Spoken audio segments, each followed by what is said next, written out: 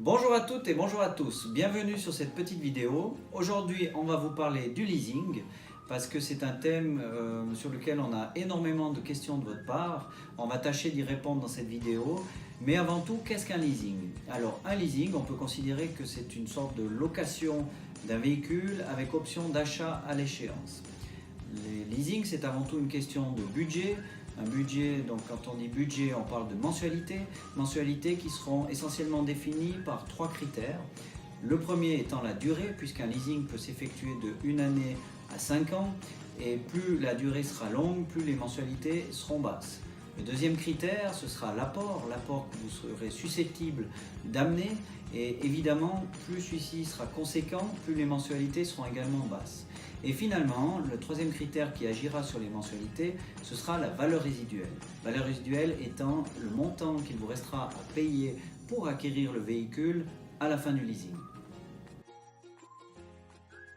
Trois possibilités s'offriront à vous à l'échéance. La première, simplement payer ce qui vous reste à payer, donc autrement dit la valeur résiduelle pour que le véhicule vous appartienne.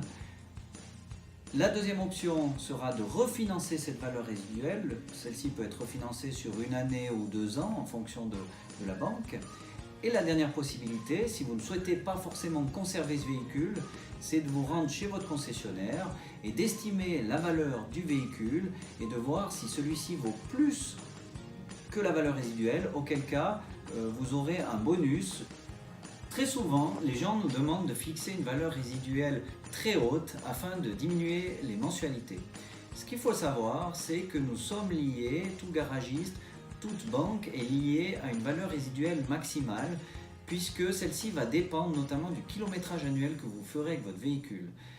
Il est évident qu'une personne qui va rouler approximativement 10 000 km par année sur un contrat de 4 ans, donc un véhicule qui aura 40 000 km à l'échéance, ce véhicule aura une valeur qui sera supérieure à quelqu'un qui en roulerait le double. Autrement dit, le kilométrage annuel fixé en amont, à la signature du contrat, va en fait déterminer la valeur résiduelle maximale possible. Alors oui, tout à fait, il est possible de faire un leasing en étant à la retraite.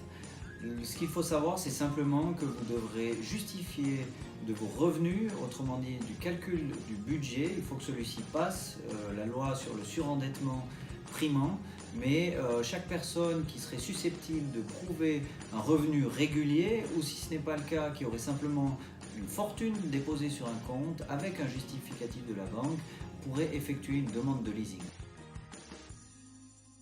Il est possible pour une entreprise, pour une société, de déduire fiscalement, donc aux impôts, les mensualités d'un leasing. En revanche, pour un privé, en aucun cas, les mensualités ou même les intérêts d'un leasing peuvent être déduits.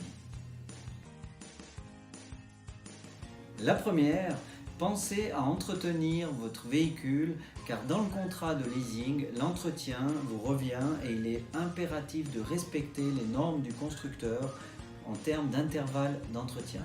La deuxième, pensez bien que si vous faites l'acquisition de votre véhicule par le biais d'un leasing, la banque vous demandera de contracter une casco.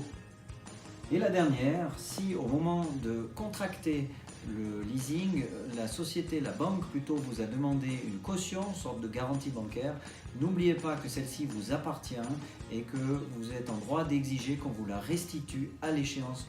Voilà, j'espère que cette petite vidéo vous aura plu, j'espère qu'on aura répondu à certaines de vos interrogations. En tous les cas, n'hésitez pas à nous poser vos autres questions, que ce soit en message privé ou directement en commentaire sous cette vidéo. N'hésitez pas surtout à liker et à partager. Et à toutes et à tous, une magnifique fin de journée.